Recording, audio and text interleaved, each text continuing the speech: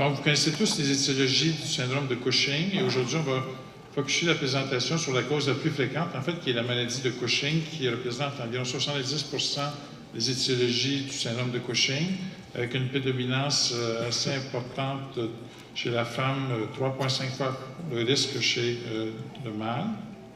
Et vous connaissez tous les signes et symptômes. La difficulté dans le Cushing, évidemment, c'est de distinguer entre les symptômes de la maladie elle-même et celles de d'autres pathologies fréquentes comme l'obésité, l'hypertension, le diabète qui sont fréquents. Les pathologies ou les symptômes les plus spécifiques, qui sont l'amincissement de la peau, qui sont la faiblesse musculaire proximale, par exemple, sont un peu plus prévalents chez l'homme que chez la femme, mais parce que souvent, c'est diagnostiqué plus tard chez l'homme avec des valeurs plus élevées de cortisolurie. Donc, les guidelines de l'Endocrine Society, chez qui devrions-nous dépister le syndrome de Cushing? Il faut qu'il y ait plusieurs éléments progressifs qui sont suggestifs de Cushing, parce qu'une obésité qui est là depuis longtemps, depuis l'adolescence, mais c'est l'apparition ou un changement dans le morphotype des individus, avec l'apparition en particulier de la myopathie, de la ptétare, des stries violacées, des ecchymoses faciles et de la peau amincie, ou des anomalies inhabituelles pour l'âge, par exemple ostéoporose et hypertension progressive. Chez les patients, évidemment, qui ont un incidentalome surrénalien, il faut rechercher la présence de sécrétion excessive de cortisol. Chez les enfants qui augmentent en poids mais dont la taille est plafonnée, c'est un des signes pathognomoniques de l'hypercorticisme. Et c'est l'accumulation de nouvelles anomalies qui augmentent la probabilité du syndrome de Cushing. A contrario, il n'y a pas de recommandation pour dépister de façon systématique tous les patients avec diabète, hypertension ou ostéoporose, parce que ça donne des résultats plus rarement, mais c'est l'accumulation ou les changements progressifs qui deviennent importants. Donc, l'algorithme initial dans le diagnostic du Cushing, tel que recommandé par les guidelines de l'Endocrine Society en 2008, donc chez les patients chez qui il y a une présentation des symptômes cliniques évocateurs, on doit procéder à l'un des 3 tests de dépistage, qui sont soit la cortisolurie de 24 heures pour la collecte urinaire de cortisol urinaire libre, soit le test avec 1 mg d'hexaméthasone au coucher, ou soit le cortisol salivaire au coucher. Dans certaines circonstances, comme vous le verrez, on préfère un test par rapport à l'autre, mais si les symptômes sont assez florides, un ou l'autre de ces 3 tests de dépistage-là sont recommandés. Si 1, 2 ou 3 de ces tests-là sont normaux, il est peu probable qu'il y ait un syndrome de Cushing, bien qu'on n'exclue pas complètement les cas très, très cycliques. Et si une de ces dépistages-là est anormale, bien là, il faut faire des tests de confirmation, évidemment exclure la prise de glucocorticoïdes exogènes et de répéter les tests pour être bien certain qu'il y a une anomalie. Et là, les patients doivent être référés dans un milieu spécialisé qui a la capacité de procéder au diagnostic différentiel du syndrome de Cushing. Il faut être très conscient du fait que chez les patients avec maladie de Cushing, en particulier, il y a une variabilité extrêmement élevée parce que les tumeurs sécrètent de façon erratique, pulsatile, et d'une journée à l'autre, dans une grande étude que nous avons réalisée en relation avec l'étude du pastériotype dans la maladie de Cushing, si on regarde les valeurs basales de cortisolurie chez les individus, la variabilité intra-individuelle chez les mêmes patients avec maladie de Cushing était de plus de 50% d'une journée à l'autre. Il n'est pas rare qu'une cortisolurie sur 3 soit normale, sauf évidemment chez ceux qui ont des niveaux très, très élevés tout le temps. Donc, c'est pourquoi il faut faire au moins 2 à 3 examens de confirmation pour essayer de confirmer l'hypercorticisme et d'apprécier aussi la variabilité pour interpréter les résultats ultérieurs. Il est important aussi de constater que si les patients ont un flot urinaire qui est très anormal, donc les patients qui ont une insuffisance rénale chronique et qui ont un débit de filtration urinaire en bas de 60 ml par minute, ou chez ceux qui ont une potomanie avec des volumes urinaires qui sont élevés, ça peut fausser les résultats vers le haut, alors qu'évidemment, dans l'insuffisance rénale chronique, les niveaux de cortisolurie vont être diminués. De plus, il faut bien savoir quelle est la méthode analytique utilisée par votre laboratoire, parce que maintenant, avec les méthodes basées sur la masse, avec le GCMS, avec ces approches-là, les valeurs de cortisolurie normales sont beaucoup plus basses que lorsqu'on fait les dosages de type radio-immunologique sur les urines extraites ou non extraites. Le cortisol salivaire s'est progressivement inséré dans notre boîte à outils pour le diagnostic de l'hypercorticisme. Ça demande un laboratoire qui est capable de faire des dosages sensibles avec des niveaux beaucoup plus bas, mais c'est un outil qui est maintenant très, très utile, d'autant plus qu'il est très facile à réaliser à domicile, à la maison pour le patient, en particulier pour les patients qui ont beaucoup de fluctuations de leur niveau de cortisol. C'est donc un examen beaucoup plus facile à réaliser que la collecte urinaire de 24 heures de cortisolurie, et ça a une spécificité et une sensibilité qui est très, très respectable dans le diagnostic de l'hypercorticisme. Donc, il y a certaines conditions où il devient plus difficile, par exemple pendant la grossesse, alors que les niveaux de CBG augmentent, alors que le placenta lui-même produit du CRH, de l'ACTH. Physiologiquement, les niveaux de cortisol urinaire augmentent pendant la grossesse. Donc, il est parfois difficile de distinguer entre des valeurs modérément élevées de cortisol urinaire. C'est pourquoi le test avec le cortisol salivaire est peut-être préférable. Et puis, le test avec dexaméthasone est difficile d'interprétation parce que la CBG est élevée et chez presque toutes les patientes, il n'y aura pas de suppression normale avec la dexaméthasone. Dans les conditions comme l'épilepsie, où les patients prennent des médicaments qui changent le métabolisme, des P450 qui métabolisent le cortisol, là aussi, il est plus utile de vérifier le cortisol salivaire ou le CLU parce que le test à la dexaméthasone va être complètement faussé. On a mentionné dans l'insuffisance rénale que le cortisol urinaire n'est pas utile, donc le test avec 1 mg de dexaméthasone va être préféré. Et pour les patients avec incident surinien, ce qui est extrêmement fréquent, c'est beaucoup plus sensible d'utiliser le test avec 1 mg d'hexaméthasone parce que souvent le cortisol urinaire peut être normal malgré une sécrétion à bas bruit de cortisol qui va être révélée seulement par un test avec la dexaméthasone. Et comme je le disais, dans les Cushing cycliques, ça prend des valeurs sériées nombreuses pour être capable de le mettre en évidence.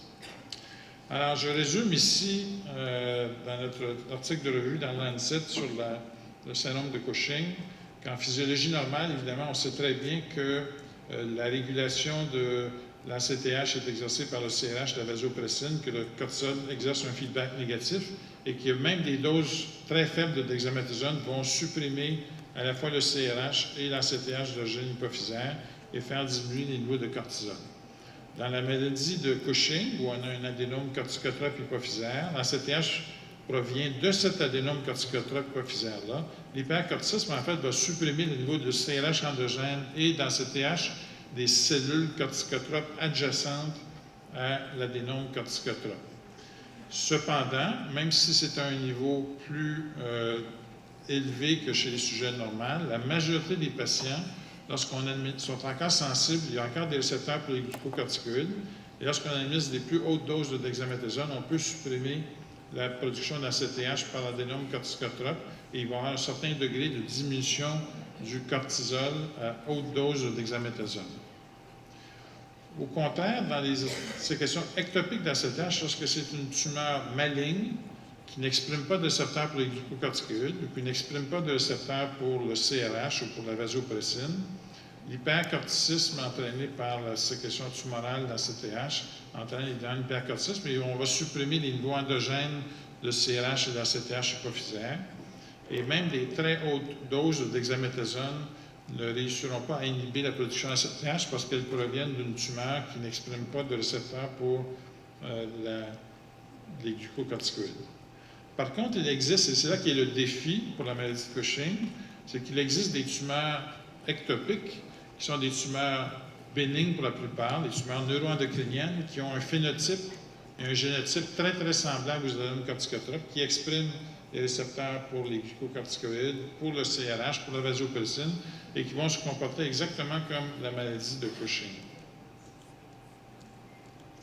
Et je vais sauter les cas surrénaliens parce qu'on n'en discutera pas aujourd'hui. Donc, dans le diagnostic différentiel du syndrome de Cushing, lorsqu'on a confirmé l'hypercorticisme, la première chose importante à faire, c'est de mesurer les niveaux d'ACTH de base à au moins 2 reprises, parce que c'est ça qui va orienter notre algorithme. Si les valeurs d'ACTH sont basses, franchement supprimées, bien, ça va indiquer un Cushing ACTH indépendant. Et si l'ACTH est normal ou inappropriément normal malgré l'hypercorticisme ou élevé, bien, ce sont les causes ACTH dépendantes. Et parfois, on est dans une zone grise entre les deux. C'est là que ça peut être utile de faire un test de stimulation avec le CRH pour distinguer les formes ACTH dépendantes des formes indépendantes. Si l'ACTH est supprimé, on va faire des examens radiologiques pour regarder quelle est l'étiologie surrénalienne primaire de la cause d'hypercorticisme. Alors que si l'ACTH est normal ou inappropriément normal ou élevé, on va procéder dans un premier temps à une imagerie hypophysaire et on va faire des tests de confirmation avec les tests de la dexaméthasone à haute dose et des tests avec le CRH ou desmopressine afin de confirmer que tout ceci est bien concordant avec un Cushing ACTH dépendant, mais nous savons très bien que les tests dynamiques ne peuvent pas vraiment distinguer entre les causes ACTH corticotropes hypophysaires et certaines des causes ectopiques.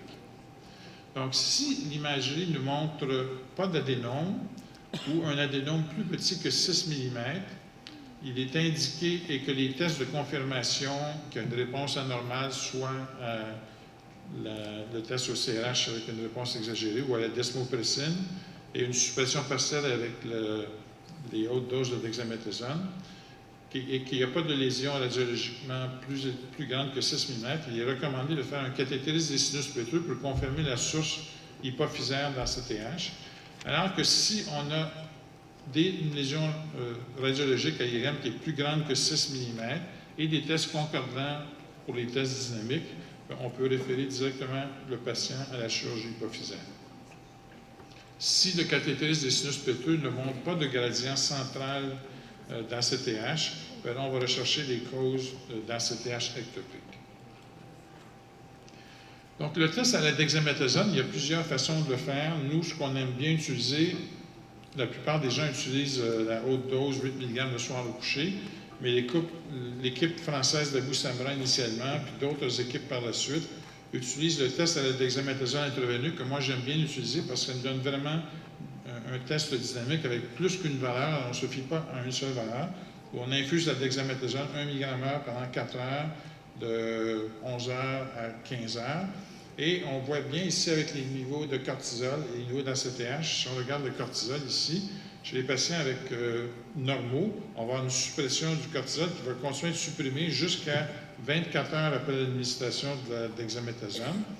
Alors que chez les patients avec maladie de Cushing, on a une suppression partielle du cortisol, mais un rebond précoce en soirée où le lendemain matin, le cortisol est plus élevé que, selon les publications, 70 ou 130 nanomoles par litre le lendemain matin, avec des changements en parallèle au niveau d'ACTH. Alors que si les patients ont une sécrétion ectopique d'ACTH, par exemple d'un carcinome à petites cellules du poumon, l'ACTH et le cortisol ne sont pas du tout supprimés, même par les hautes doses de dexaméthasone.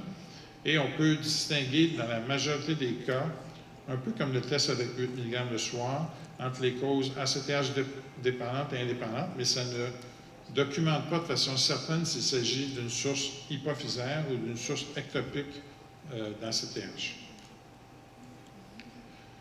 Le test à la desmopressine ou au CRH sont utilisés régulièrement.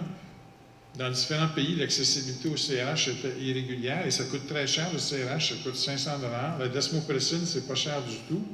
Et c'est très intéressant le fait que 80 à 90 % des patients avec maladie de Cushing surexpriment le récepteur V2 et V3 dans l'hypophyse. Alors, des individus normaux ne stimulent pas l'ACTH ou le cortisol avec la desmopressine, mais 85 à 90 % des patients répondent à la desmopressine comme ils répondent au CRH, mais c'est plus évident la différence avec la desmopressine qu'avec le CRH. Donc, moi, j'utilise, chez tous mes patients dans le bilan, j'utilise le test à la desmopressine au début, et à ce moment-là, c'est très utile dans le suivi d'utiliser ce même test-là pour voir si le patient est en rémission ou est guéri après la chirurgie. Alors, le sinus pétreux inférieur demande une expertise d'angioradiologiste, mais c'est le golden standard pour être capable de distinguer si la source d'ACTH est d'origine hypophysaire ou d'origine extra-hypophysaire. Et on le réalise systématiquement chez les patients qui ont des lésions plus petites que 6 mm ou pas de lésions hypophysaires avant de procéder à la chirurgie. Ceci est controversé. Dans la littérature, certaines équipes n'utilisent pas le sinus pétreux, vont à la chirurgie à l'aveugle. Si vous avez l'expertise angioradiologique pour le faire, c'est un examen qui est peu dangereux et qui est extrêmement utile pour confirmer la source hypophysaire d'ACTH. Donc, ça a un gradient de base de plus de 2 fois de l'ACTH dans les sinus pétreux par rapport à la périphérie ou plus de 3 fois post-CRH ou DDAVP. Ça indique la présence d'une source centrale d'ACTH. Donc, quels vont être nos objectifs thérapeutiques chez les patients qui ont une maladie de Cushing confirmée? Bien, idéalement, le but du traitement, c'est la resection sélective de l'adénome corticotrope, la correction des signes cliniques, le traitement des comorbidités, la préservation de la fonction hypophysaire résiduelle et la normalisation du cortisol à long terme. Les données de la chirurgie, malgré les progrès importants en chirurgie hypophysaire, malgré les approches maintenant endoscopiques, il faut bien réaliser que dans les publications de la littérature, les résultats sont relativement bons, avec 65 à 90 % de rémission initiale. Mais ça, ce sont la plupart du temps des centres experts qui publient leurs résultats. Et lorsqu'on réunit les gens dans des congrès sur le Cushing, c'est plutôt autour de 50 % le taux de guérison initiale lorsqu'on regarde dans des milieux moins ultra spécialisés. Mais même chez les patients qui ont des macrodénomes, ce pourcentage de réussite de la chirurgie initiale chute à 65 %. Et si on regarde après 5 ans ou 10 ans, quel est le pourcentage de récurrence, même chez les patients qui étaient en rémission initialement, ça va jusqu'à 10-20 % après 10 ans, puis certaines séries même jusqu'à 30 %. Ce qui fait que globalement, après 10 ans, il y a peut-être 50 à 60 % des patients seulement qui sont en rémission à long terme et que le pourcentage de patients qui ont une récidive de leur maladie de Cushing est quand même important et demande une stratégie ou une approche pour le traitement de ces patients-là.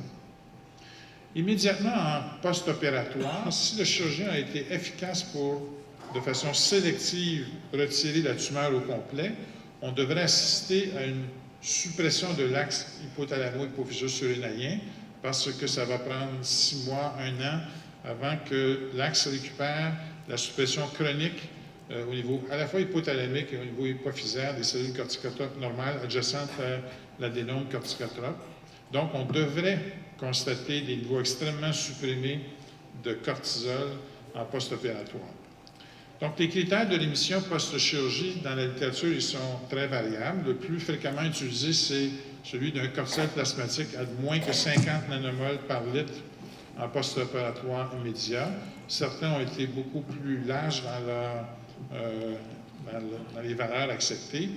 Il faut reconnaître que si un patient a un Cushing très, très cyclique, ou peut-être que la suppression de l'axe n'était pas complète, que peut-être que les patients auront des valeurs un peu plus élevées que 50, mais en rémission, c'est quand même un groupe très sélectif, ça. Alors, ce qu'on aime bien voir, c'est que les niveaux soient extrêmement bas après la chirurgie. Parfois, les patients ont une hyperplasie cortico-surrénalienne assez importante. Ça va prendre 1 semaine ou 2 avant que l'hyperplasie nodulaire des surrénales commence à régresser.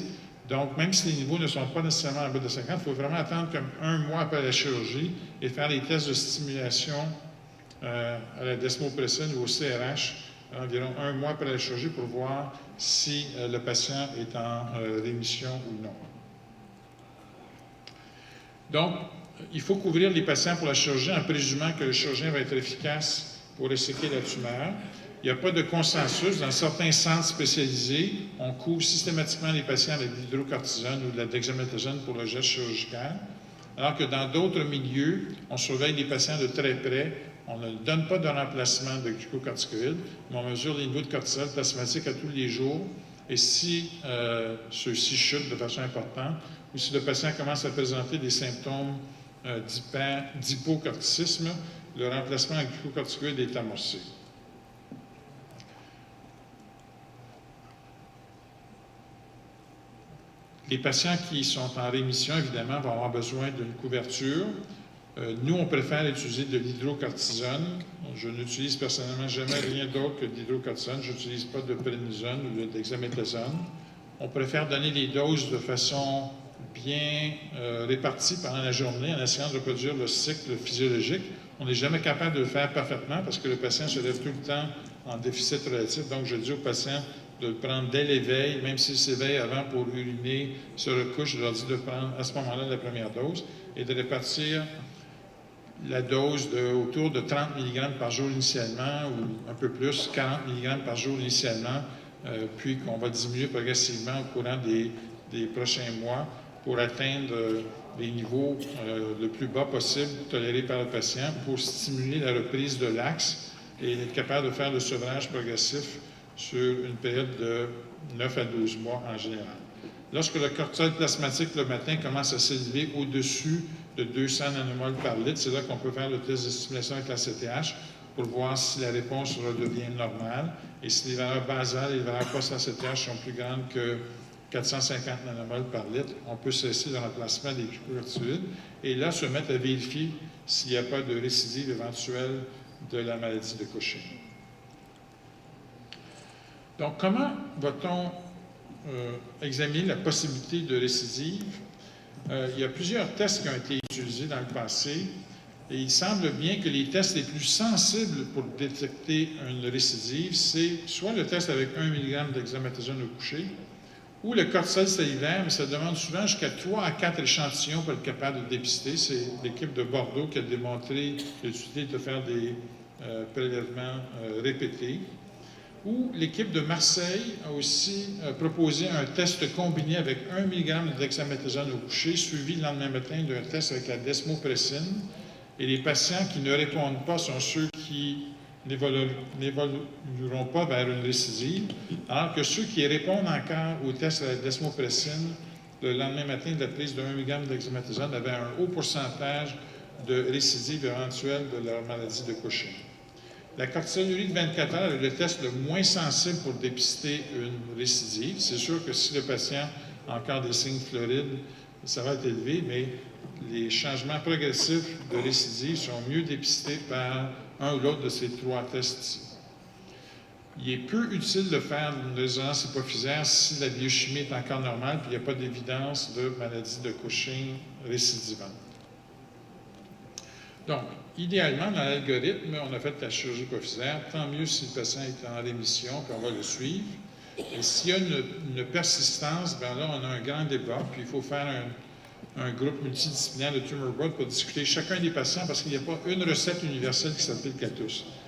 Le patient qui a une tumeur qui était non visible, que le chirurgien n'a pas réussi à trouver, qui est encore en hypercortice, versus le patient qui avait un macroadénome hypophysaire, et puis qu'il y avait de l'invasion du sinus caverneux, bien, c'est 2 situations extrêmement différentes qui ne seront pas approchées nécessairement de la même façon. C'est sûr que si le patient a une tumeur résiduelle, non résécable, invasive, on va souvent combiner de la radiothérapie à ce moment-là pour le contrôle de la tumeur, avec ou sans surrénectomie bilatérale, parce que ça prend souvent plusieurs mois ou 2-3 années avant que la radiothérapie amène un contrôle. Alors, on va pouvoir faire un contrôle médical en plus de la radiothérapie. Chez les patients qui ont des maladies très, très sévères, chez une jeune femme qui va avoir une grossesse, il se peut qu'on aille rapidement à la surrénectomie bilatérale. Mais maintenant, on a des choix potentiels d'une deuxième chirurgie hypophysaire, surtout s'il y a de la tumeur résiduelle qui est visible ou que la chirurgie était faite par un chirurgien moins expert initialement et qu'un chirurgien expert voit encore une lésion puis peut procéder à une deuxième chirurgie, où on a maintenant différents choix de traitements médicaux que nous allons discuter maintenant. Alors, quelles sont ces thérapies médicales? Depuis longtemps, on avait des inhibiteurs de la stéroïdogénèse, incluant le méthylapone, le kétoconazole, mitotane utilisé en France, mais peu dans d'autres milieux. Mais il y a des nouvelles molécules qui apparaissent actuellement, par exemple, un nouvel inhibiteur de la 11-bêta-hydroxylase, qui est le LCI 199, que nous avons étudié, dont les publications vont venir bientôt, qui semble très prometteur. Auparavant, on n'avait pas vraiment de médication qui ciblait la tumeur corticotrope hypophysaire, comme c'est le cas, par exemple, pour les proactinons. Mais au courant des dernières années, il a été démontré qu'il y a des récepteurs à la fois pour la dopamine D2 ou pour la somatostatine, en particulier les récepteurs SST5. Et il y a donc des études qui ont démontré l'utilité de la cabergoline ou du passériotide et d'autres études qui commencent avec l'acide rétinoïque. Donc, il y a d'autres possibilités pour cibler la tumeur corticotrope hypophysaire. Puis, comme on le sait, les mécanismes moléculaires commencent à être mieux connus avec les mutations USP. Donc, il y a de l'avenir vraiment pour développer des nouvelles molécules qui vont aller cibler la cause initiale de la maladie de Cushing. Et enfin, il y a aussi, aux États-Unis actuellement, en Europe depuis un certain temps, la mifepristone, qui est un antagoniste du récepteur des glucocorticoïdes, qui n'est pas disponible pour nous au Canada et qui est plus difficile à utiliser pour interpréter les résultats. Donc, le choix du traitement doit être individualisé pour chaque patient. Et vous avez ici un résumé, puis je n'aurai pas le temps d'aller dans le détail, mais chacune de ces molécules-là agit à différents endroits. Par exemple, le méthylapone, c'est sur la 11-bêta-hydroxylase, alors que le kétoconazole, c'est sur différentes enzymes d'astérogenèse, avec des conséquences différentes. Par exemple, avec un bloqueur de la 11-bêta-hydroxylase, on va accumuler des précurseurs qui peuvent donner des minéralocorticoïdes qui sont élevés ou des androgènes qui vont s'élever parce qu'on utilise une molécule qui va accumuler des précurseurs, alors que si on bloque toute la chaîne de synthèse, on n'accumule pas des précurseurs, mais chez les hommes, on va amener un hypogonadisme. Donc, à cause de la limite de temps, je n'irai pas dans le détail, mais chacun de ces traitements médicaux-là a un taux d'efficacité de l'ordre de 50 à 60 %. Est-ce qu'on normalise vraiment le cycle unitéméral? Est-ce qu'on va accumuler des précurseurs? Alors, par exemple, chez un homme, peut-être que le méthylpyrrone va être plus favorable que le kétoconazole qui, lui, va donner de l'hypogonadisme. Et chez la femme, le kétoconazole est peut-être préférable au méthylpyrrone qui va augmenter les androgènes avec les risques d'hypertension artérielle et d'hypokaliémie. Parce que c'est plus nouveau, je vais juste couvrir très brièvement la cabergoline. Les autres agonistes D2 dopaminergiques précédents étaient moins efficaces, mais une première étude italienne et avec les collaborateurs dans les Pays-Bas avait démontré in vitro l'effet de la cabergoline. Alors, quelques études, incluant notre étude conjointe avec nos amis argentins de 30 patients ici, on démontrait qu'avec des doses moyennes de 2,3 mg par semaine de cabergoline, on réussissait à normaliser la cortisolérie d'environ 30 % des patients. Et j'ai des patients qui sont maintenant à plus de 10 ans de traitement cabergoline avec un contrôle tout à fait normal. Mais certains échappent. Et vous voyez ici qu'il y a 6 publications qui démontrent un peu tous la même chose, que 30 à 40 % des patients. Donc, soit les patients répondent très bien ou ne répondent pas du tout. On le sait assez rapidement. Et si c'est efficace, c'est bien toléré et facile à prendre la cabergoline. Donc, on peut avoir des bons résultats à long terme. L'autre molécule qui a été utilisée, c'est pour cibler le récepteur somatostatine SST5, le passériotide. La première étude avec la passériotide injectée 2 fois par jour a montré environ 20 à 25 % d'efficacité dans les patients avec maladie de Cushing. Et nous venons de publier une étude sur 150 patients le mois dernier avec le passériotide à longue durée d'action, donc injecté 1 fois par mois. Et nous avons utilisé des doses soit de 10 ou de 30 mg par jour initialement, et ça pouvait être augmenté progressivement jusqu'à 30 ou 40 mg. Et on voit ici que le taux de réponse à 6 mois, qui était le target initial, était de 42 % pour la dose de 10 mg et de 41 % aussi pour la dose de 30 mg. Les patients qui ont des cortisoléries plus basses, 1,5 à 2 fois la limite supérieure normale, ont des taux de succès plus élevés, 50 % comparativement à ceux qui ont des valeurs entre 2 et 5 fois la limite supérieure normale, à 36 % ici. Et on voit que les effets peuvent être prolongés, qu'après 12 mois, il y avait encore 35 % des patients qui étaient en rémission avec la dose de 10 mg ici et 25 % avec la dose de 30 mg. Et l'étude se poursuit avec les patients jusqu'à 5 ans de suivi avec des résultats chez certains patients chez qui ça fonctionne, ça peut donner des résultats à long terme. Les effets secondaires sont les mêmes que ceux qui ont été rapportés avec le pastéroïde à courte durée d'action, avec les effets attendus des inhibiteurs de la somatostatine, avec les effets sur les troubles digestifs ou les cholithiases. Ce qui est le plus perturbant pour la pastéroïde, c'est que ça inhibe la sécrétion d'insuline, d'incrétine, donc l'hyperglycémie est très prévalente, environ 70% des cas. Mais nous, comme endocrinologues, on sait comment traiter le diabète, donc c'est possible de renverser ceci. Donc, il faut suivre de très près les patients pour l'hyperglycémie et le corriger au besoin, parce que moi, j'ai des patients qui sont sous pastéroïde depuis maintenant 10 ans, avec un bon contrôle, perte de poids, etc. Le syndrome diabétique est disparu et on a des résultats satisfaisants à long terme, possiblement. Il y a aussi la combinaison de différentes approches avec des doses plus faibles, soit de pastéroïde ou de cabergoline ou de kétoconazole, où il a été démontré qu'en utilisant progressivement la combinaison de 2 ou 3 approches, on peut obtenir une normalisation du cortisol dans 90% des cas. Ça, c'était une étude pilote avec seulement 12 cas. Il y a donc des études conjointes actuellement de pastéroïde et de cabergoline sur une plus grande échelle, dont les résultats vont être disponibles d'ici quelques mois. La surérectomie demeure encore un outil que nous devons utiliser parce que 50% des patients ne sont pas guéris. Donc, il faut bien réfléchir aux différentes approches, tenter les approches, mais c'est un bon traitement lorsque les autres traitements médicaux ne sont pas satisfaisants. Et il est parfois nécessaire de le faire de façon précoce dans les cas les plus graves où les patients sont très malades et mal contrôlés avec les traitements médicaux, ou par exemple chez les jeunes femmes qui veulent une grossesse. Donc, malheureusement, encore aujourd'hui, dans 30, 40, 50% des cas, éventuellement, on a recours à la surérectomie bilatérale. Il faut bien comprendre que l'hypercorticisme, qui est là depuis plusieurs années, parce que ça prend souvent plusieurs années pour faire le diagnostic, a eu des impacts au point de vue du cerveau, de la mémoire, de la concentration, de la dépression, au niveau des os cardiovasculaires. Donc, la morbidité cardiovasculaire, malgré la rémission, demeure quelque chose d'important. Il faut vraiment prendre globalement la situation de ces patients-là pour les complications à long terme, parce que ce n'est pas seulement que l'hypercorticisme, mais les conséquences de l'hypercorticisme dont il faut se préoccuper. Et l'autre chose très particulière, lorsque les patients rentrent en rémission, nous voyons fréquemment des maladies auto-immunes qui étaient quiescentes parce que l'hypercorticisme avait traiter, en fait, les maladies sous-jacentes. Donc, les patients développent maladies ulcéreuses, l'intestin. J'ai un patient dernièrement qui a réactivé une maladie de Graves, d'arthrite rhumatoïde, etc.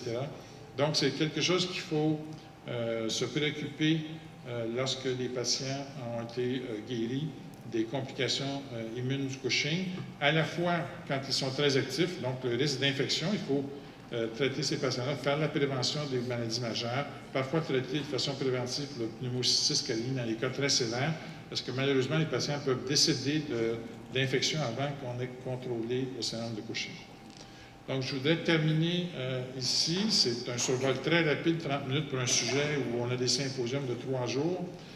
Mais comme je suis le chair de la Société internationale d'endocrino, j'en profite de la tribune ici pour vous inviter à être présent à notre prochain congrès. La première fois qu'il va être en Afrique, c'est en Afrique du Sud, du 1er au 4 décembre prochain.